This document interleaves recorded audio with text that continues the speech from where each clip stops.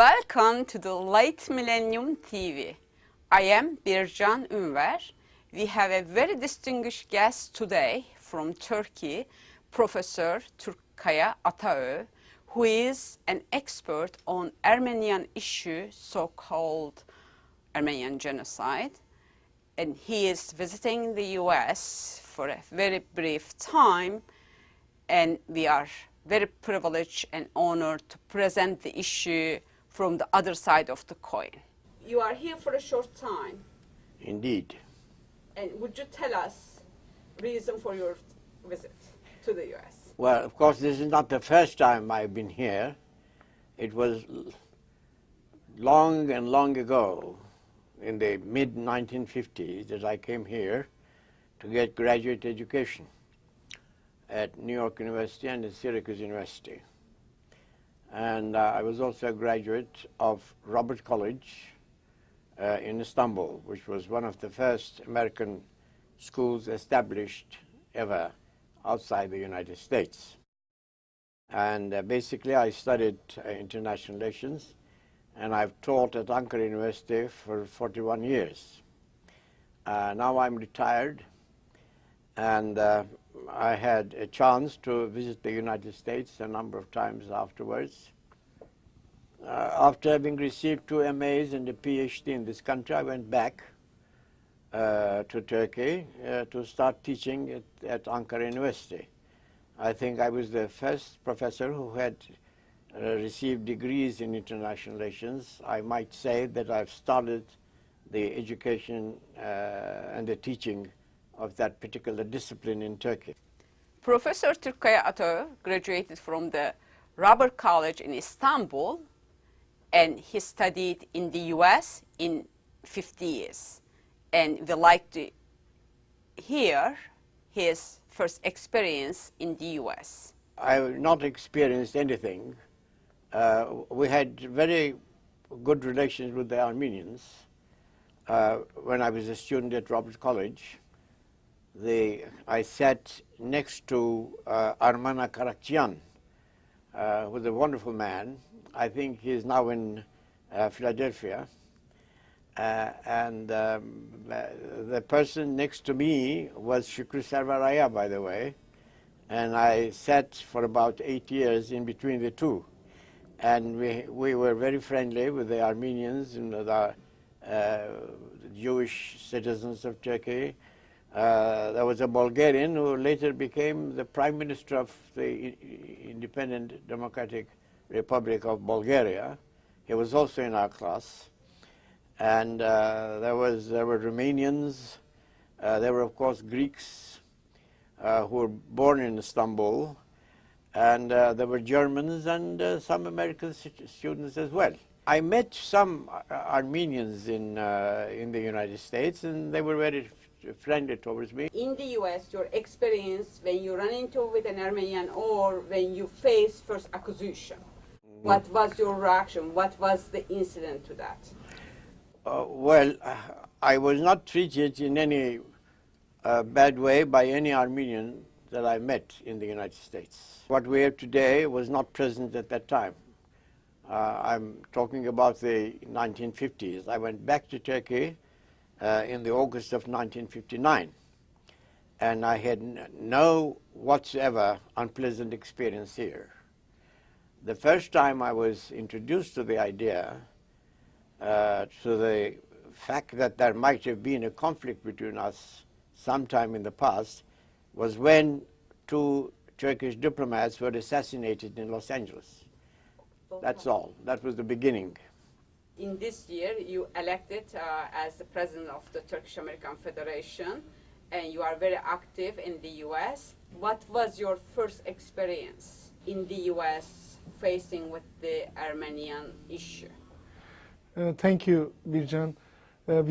I came to United States 12 years ago as a student. I did my MBA at UConn. I had some Armenian friends and we didn't have any problem. But after my graduation, I started to see some negative articles about Turkey on so-called Armenian genocide. So that was the first interaction with the media that they were accusing Turkey regarding this issue. How you perceive that? what was your initial reaction, what you done or what you felt? What I did is I write an email to the newspaper editor, and we claim that it's not a true statement. There's a other side of the coin, and the Turks has a great honor of the history, and we don't, get this kind of claim from any media. So they have to be fair. So I write an article also, and they publish it.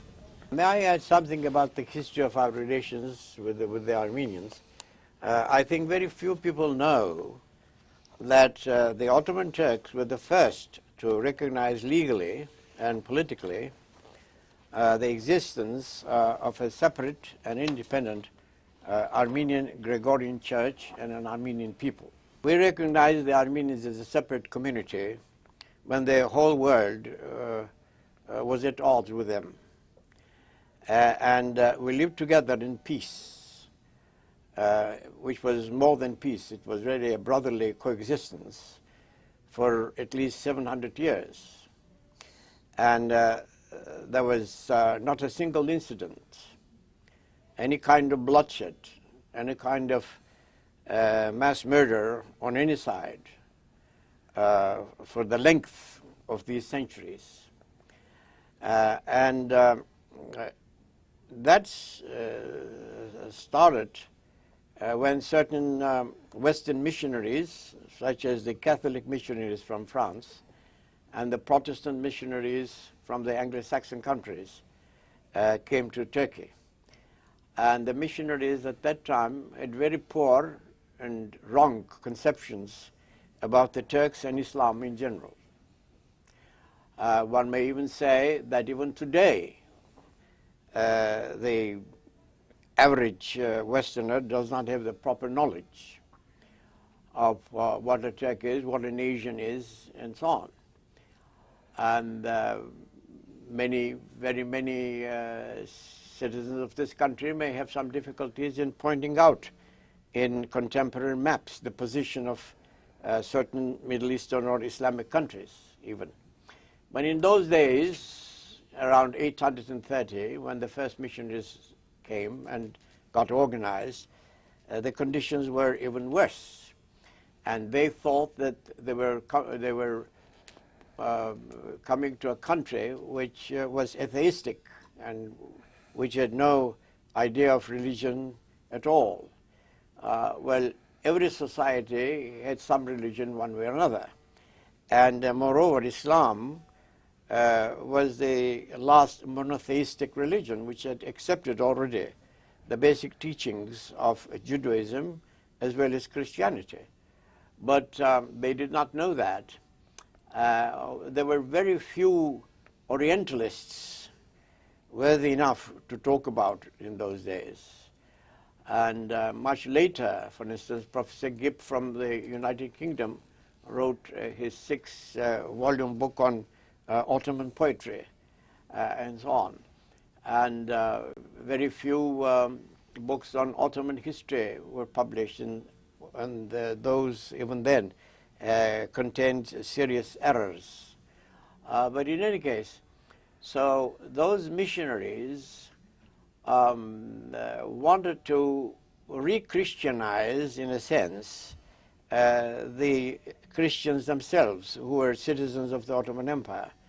Because, first of all, they were not instructed to Christianize the Muslims, although some of them tried to do that with utter failure.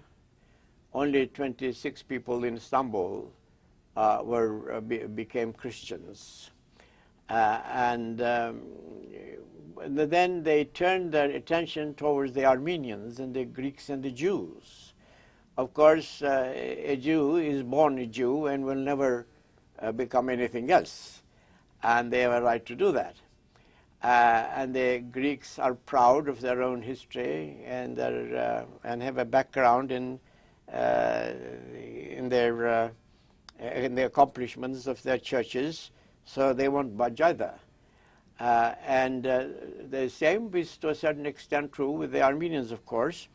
But they particularly picked up the Armenians, and moreover, the leader complained to the Turkish Ottoman Sultan Caliph that certain foreigners are trying to convert some of their folks into their own religion and so on. But some of them embraced Protestantism, and some Armenians embraced Catholicism. Of course, they were right to do that if they want to do it. I personally would not have any objections to that.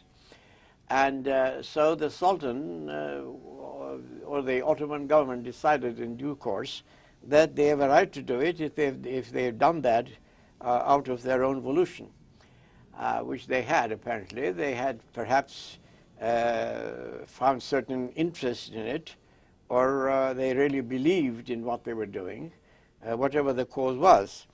But in the meantime, the missionaries taught these people that they being Christians were superior to the non-Christians, that is, to the Muslims. Now, this is a racist idea, and it has nothing to do with democracy.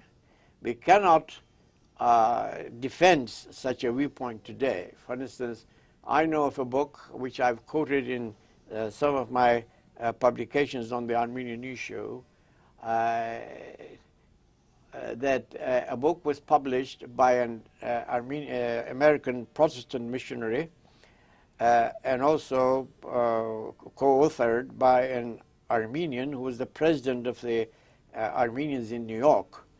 It was printed in Chicago in 1896. That is 4 years before the world entered the 20th century. And it stated that the following. I'll quote only 2 sentences. It says, "The Turk is a wild animal that should be caged. We beg pardon of the hyenas and other wild animals for having used the same adjective and the noun that we are using for the Turks and so on." That's a terribly racist publication that came out in this country, and there was no criticism of these statements. I mean, if you, for instance, present this book to the officials in UNESCO, even today, they would be so much surprised. But this was the kind of education that these people, the people in this country was getting in those days. It was very unfair. It was totally wrong. It was utterly indefensible. The people are equal. I mean, there was all those in Asia, Turks, the Arabs, the Persians, the Indians, the Pakistanis, the Filipinos, the Chinese, and so on and so forth. They're all equal. And they are in no way inferior to any other. What about today? I mean, well, that's also the fact today. Now look at the march of China, for instance, in the realm of economics, or also the march of India, again in the world of economic life. And I can tell you a number of other things. If you go back to history, for instance, it was the Turks in Central Asia who first carried the scientific truths long before Copernicus in Poland or Galileo in Italy. They were the first ones who studied the stars scientifically and who gave the world the first facts about the solar system. That's very important.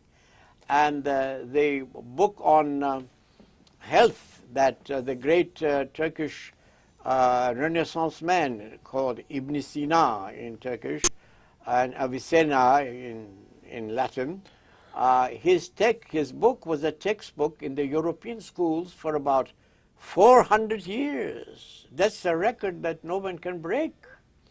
Well, these things are not known. so how we came here? I mean, Well, how many this people, point. for instance, how many representatives or senators in the United States know these things? They don't. And I don't blame them. I mean, I've studied political science in this country, and I have respect for the kind of government that they're trying to, that they have tried to create in this land, and they have achieved, they have had certain accomplishments, and they should not be undermined. But this is an issue, the Armenian issue, or Armenia's, the relations between the Armenians and Turks. It's an issue that concerns the historians above all. And they are the ones who are hold of, in my personal library, for instance, I have thousands of books and tens of thousands of documents that illuminate this issue from different points of view. And I've just spent about a month in Washington talking to some representatives and their chief advisors, and I've come to know that they know very little about the subject. And I've asked certain questions to some of them, and they didn't know the answer, and I have asked them very frankly and straightforwardly, saying that, well, if you don't know these things, you can't possibly vote about it. Can we lay out, because most of the audience may not aware of that the Turks in the US and worldwide we've been facing since 1981. Well, this is a rather universal problem. I mean, everybody is facing problems of this sort. I mean, we are not the only ones. For instance, just look how the Afro-Americans were treated at the very beginning of when the whites came into contact with the African continent, and then how they have treated the Chinese, for instance, in Asia, and the Philippines in South Asia, and so on.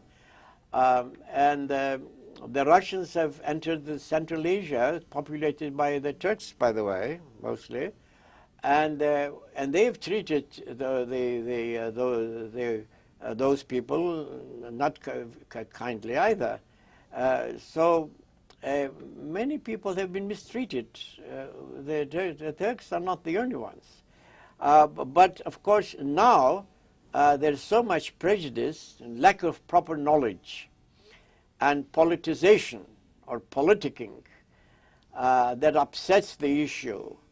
The Armenian community is well organized. It's older than the Turkish Americans, and they're more prosperous, and they're more influential, and so on. And therefore, they expect certain political organizations in the United States to pass judgments that serve their own interests. But history cannot be politicized because parliaments, I mean, we cannot turn the world backwards, trying to create so-called George Orwellian parliaments of truth. I don't know whether you remember George Orwell's book. What was his name? 1982? Yeah, it was in 1984. It's been some years since I read that. 1984, in which he depicts certain ministries of truth. And well, I spent on a sabbatical year in Moscow, and one of my Azeri Turkish friends said that, you know, the people in Russia are such that when you ask them what is today, and they say, well, let me look up the Pravda and I'll tell you, and so on. If the Pravda says that today it's Thursday, then it must be Thursday. So this is a ministry of truth. It's an official place from which emanates and the whole truth about everything. Now, this is a very undemocratic approach. And it has to be very much criticized. Moreover, it has to be abandoned totally. So we cannot turn the clock back and try to recreate societies like that, giving certain parliaments the right to tell us what has happened in history. They are not the people who should know it. They cannot know it because they are political people, and they are not independent. And even when they wanted when I wanted to talk to them, they said, "Well, is he an American citizen, and is he one of our voters?" To both questions, I had to say a simple no. But in spite of this, I have something to say, and they had to listen. Well, they were frank with me, and I can't tell you their names, but some of them said even, "Well, we know, you're right, that this is a political organization, that this is a parliament, this is a Congress, this is the Senate, and this is not the place to solve or to pass final judgments about historical events. We know that. But we have an electorate, and they expect us to vote in a certain way. And whoever is more powerful.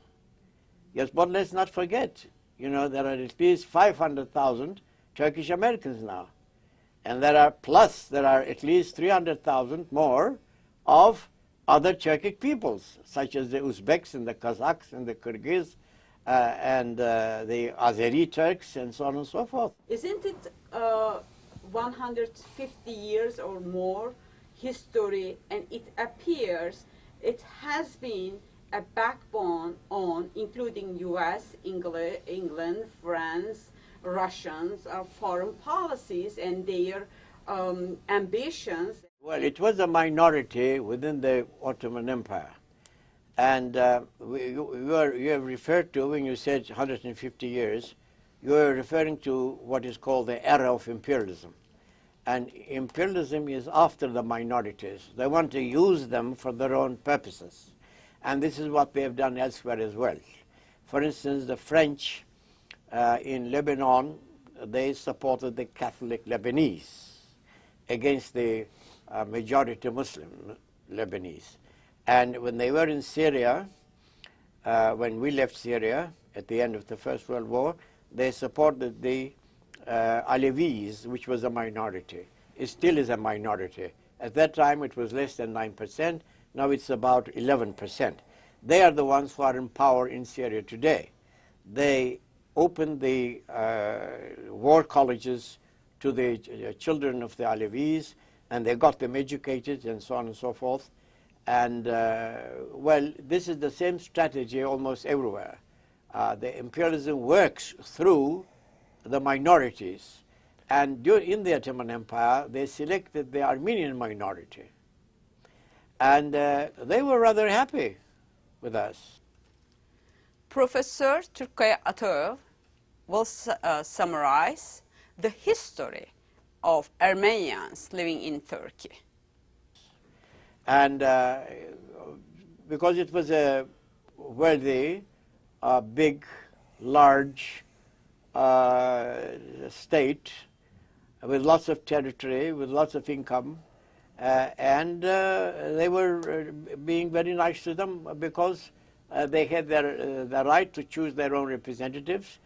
They could use their own language, and they could bring out publications in their languages. They could have their own schools, educate their youngsters in any way they liked, and they could marry. They had their own churches. They had their own justice system and so on, and they could hold any public office. And for instance, in 1913, this is very little known. This is one of the things that I asked to some of the congressmen that I talked to. In 1913, just 1 year before the outbreak of the First World War, the Ottoman Minister of Foreign Affairs, that's the Secretary of State of the empire, he was an Armenian. And that was quite natural in the Ottoman setting. It could be done because this was the country of all the peoples that were represented within the empire. An Armenian could become, a Greek could become a minister in the cabinet and so on. And so they did, and they could hold any public office, especially after the 1850s. Of course, they were free to in business, and many of them flourished. They were in the upper strata of the social triangle, and they were rich people, they were wealthy,